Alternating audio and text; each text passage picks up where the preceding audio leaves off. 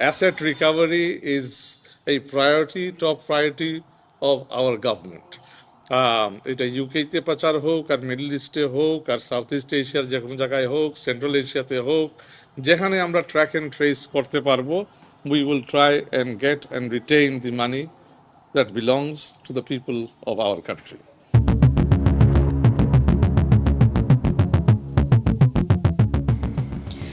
ওয়াশিংটনের আদালতে বাংলাদেশের বিরুদ্ধে এস আলমের মামলা, $234 বিলিয়ন মহা লুটপাটের শেষ পরিণতি কি? সাইপ্রাসে জব্দ হল রাজপ্রাসাদ। অফশোর হ্যাভেনে লুকিয়ে থাকা লুটেরাদের ধরতে বাংলাদেশ ব্যাংকের নতুন মাস্টার প্ল্যান।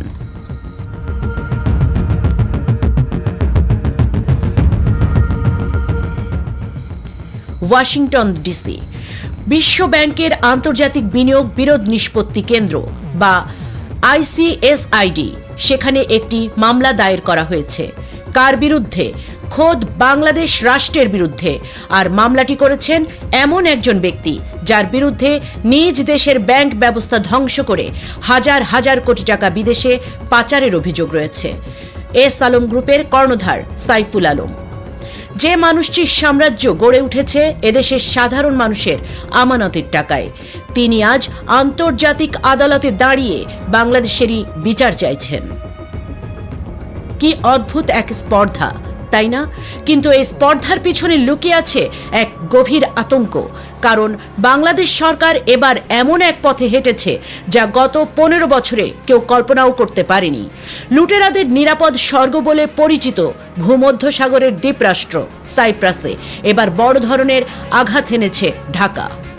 এই আঘাত কেবল একটি বাড়ির উপর নয়, এই আঘাত দেশের ইতিহাসের সবচেয়ে বড় অর্থনৈতিক ডাকাতির সাম্রাজ্যের উপর। আজ আমরা আপনাদের জানাবো কিভাবে $234 বিলিয়ন সন্ধানে বাংলাদেশ পুরো বিশ্বে এক নজিরবিহীন আইনি যুদ্ধ শুরু করেছে। 2024 সালের অর্থনৈতিক শ্বেতপত্র যখন প্রকাশিত হলো, তখন দেশের অর্থনীতিবিদদের চোখ কপালে ওঠার জোগাড়। গত 1.5 দশকে, অর্থাৎ নিষিদ্ধ ঘোষিত আওয়ামী লীগ সরকারের আমলে বাংলাদেশ থেকে হাওয়া হয়ে গেছে $234 বিলিয়ন। এই বিশাল অঙ্কের টাকা কোথায় গেল? দীর্ঘ 18 মাসের শ্বাসরুদ্ধকর গোয়েন্দা অপারেশন। বাংলাদেশ ব্যাংকের ফিনান্সিয়াল ইন্টেলিজেন্স ইউনিট সারা বিশ্বের মানচিত্র ঘেঁটে 16টি দেশকে চিহ্নিত করেছে। এই দেশগুলোই হলো আমাদের দেশের লুটেরাদের সেফ হ্যাভেন। আর এই তালিকায় একটি অন্যতম নাম সাইপ্রাস। রাজধানী নিকোসিয়ার একটি জেলা আদালত সম্প্রতি এমন একটি নির্দেশ দিয়েছে যা বাংলাদেশের ইতিহাসে বিরল। বাংলাদেশ সরকারের সরাসরি অনুরোধে সাইপ্রাসের আদালত এস আলম গ্রুপের কর্ণধারের একটি অতি বিলাসবহুল রাজপ্রাসাদ জব্দের নির্দেশ দিয়েছে। এটি কোনো সাধারণ ঘটনা নয়। অন্য একটি দেশের আদালত যখন বাংলাদেশ প্রমাণাদি আমলে নিয়ে নিজেদের মাটিতে সম্পদ জব্দ করে, তখন বুঝতে হবে গোয়েন্দা তৎপরতা কতটা নিখুঁত ছিল। সাইপ্রাস, আইল অব ম্যান এবং যুক্তরাজ্যের মতো জায়গাগুলোতে ইতিমধ্যে শুরু হয়েছে এই জব্দের প্রক্রিয়া। অন্তর্বর্তীকালীন সরকারের সময় থেকে নেওয়া পদক্ষেপ প্রথম ধাপে দেশের 6টি মেগা সিন্ডিকেটের দিকে সরাসরি আঙুল তুলেছে। সাইফুল আলম, সাবেক ভূমিমন্ত্রী সাইফুজ্জামান চৌধুরী এবং এর সাথে রয়েছে বেক্সিমকো, শিকদার, নাসা এবং ওরিয়ন গ্রুপের মতো রাঘব বোয়ালরা। সম্পদ তো জব্দ হলো, কিন্তু এই টাকা কি কাল সকালেই বাংলাদেশের কোষাগারে জমা হবে? উত্তর হলো না। বাংলাদেশ ব্যাংকের মুখপাত্র আরিফ হোসেন খান একটি অত্যন্ত রূঢ় বাস্তবতার কথা স্মরণ করিয়ে দিয়েছেন। তিনি জানিয়েছেন, অন্য একটি দেশ কেবল একটি চিঠির উপর ভিত্তি করে ব্যবস্থা নেয় না। তাদের নিজস্ব আইন কাঠামোর চুলচেরা বিশ্লেষণ শেষে তারা কেবল সম্পদ জব্দ বা ফ্রিজ করে, কিন্তু সেই সম্পদকে আইনিভাবে বাজেয়াপ্ত করে বাংলাদেশে ফেরত আনা এক দীর্ঘ আইনি যুদ্ধ। আপনারা কি জানেন সারা বিশ্বে পাচার হওয়া অর্থের কত শতাংশ গড়ে উদ্ধার হয়? ট্রান্সপারেন্সি ইন্টারন্যাশনাল বাংলাদেশ টিআইবি এর নির্বাহী পরিচালক ডক্টর ইফতেখারুজ্জামানের দেওয়া তথ্য শুনলে আপনি চমকে যাবেন।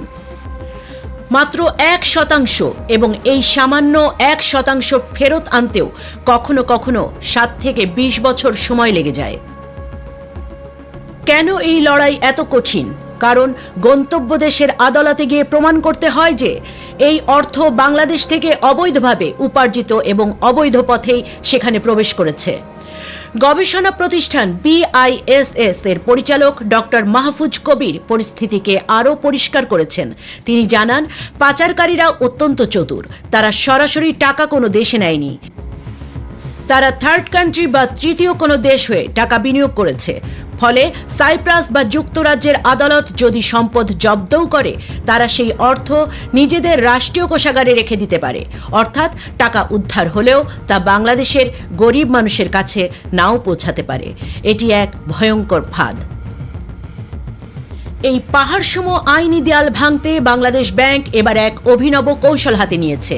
তারা আন্তর্জাতিক মানের নামি দামি ল ফার্মগুলোকে ভাড়া করেছে, কিন্তু শর্তটি হলো মারাত্মক, নো কিওর নো পে। অর্থাৎ উদ্ধার করে দিতে পারলে তবেই ফি মিলবে, নইলে এক পয়সাও নয়। আন্তর্জাতিক আইনজীবীদের মাঠে নামানোর এটি এক দুর্দান্ত ব্যবসায়িক ও আইনি রণকৌশল। কিন্তু এখানেই শেষ নয়। সবচেয়ে বড় বাধা হয়ে দাঁড়িয়েছে পারস্পরিক আইনি সহায়তা চুক্তি। বাংলাদেশ ইতোমধ্যে শীর্ষ 10টি পাচার গন্তব্যের কাছে এই চুক্তির প্রস্তাব পাঠিয়েছে। অবাক করার মতো বিষয় হলো 7টি দেশই এতে কোনো আগ্রহ দেখায়নি। কেন? কারণ আমাদের চোখে যা পাচার, তাদের চোখে তা স্রেফ ফরেন ইনভেস্টমেন্ট বা বিদেশি বিনিয়োগ। তাদের অর্থনীতি এই কালো টাকার উপর ভর করেই ফুলে ফেপে উঠেছে। এখানে শুধু আইনি লড়াই দিয়ে কাজ হবে না, প্রয়োজন আগ্রাসী এবং তীক্ষ্ণ আন্তর্জাতিক কূটনীতি। এস আলম গ্রুপ বিশ্ব ব্যাংকের আদালতে মামলা করে হয়তো ভাবছে তারা এই চাপ সামলে নেবে। তারা হয়তো ভাবছে পশ্চিমা দেশের আইনি ফাঁক ফোকর গলিয়ে তারা পার পেয়ে যাবে। কিন্তু বর্তমান সরকারের অবস্থান এবার পাথরের মতো শক্ত। প্রধানমন্ত্রীর পররাষ্ট্র বিষয়ক উপদেষ্টা হুমায়ুন কবিরের বক্তব্যটি খেয়াল করুন। তিনি স্পষ্ট বলেছেন, অ্যাসেট রিকভারি আমাদের 1 নম্বর অগ্রাধিকার। যুক্তরাজ্য হোক, মধ্যপ্রাচ্য হোক বা পৃথিবীর যে কোনো প্রান্ত হোক, যেখানেই আমরা টাকার খোঁজ পাব, আমরা তা উদ্ধার করবই। এটি এদেশের সাধারণ মানুষের লুটের টাকা। এই লড়াই সহজ হবে না। $234 বিলিয়ন এই সাম্রাজ্য ভাঙতে বছরের পর বছর সময় লাগতে পারে।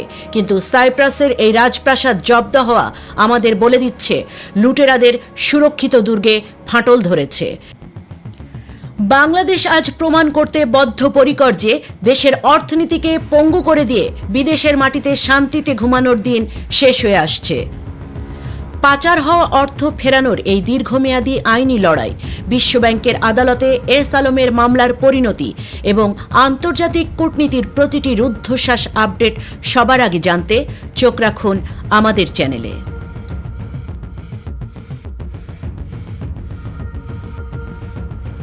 এতক্ষণ দেখছিলেন ইকো অফ বাংলাদেশ। প্রতিদিনের এমন নিউজ আপডেট পেতে সাবস্ক্রাইব করুন আমাদের চ্যানেল, সেই সাথে অন করে রাখুন বেল আইকন।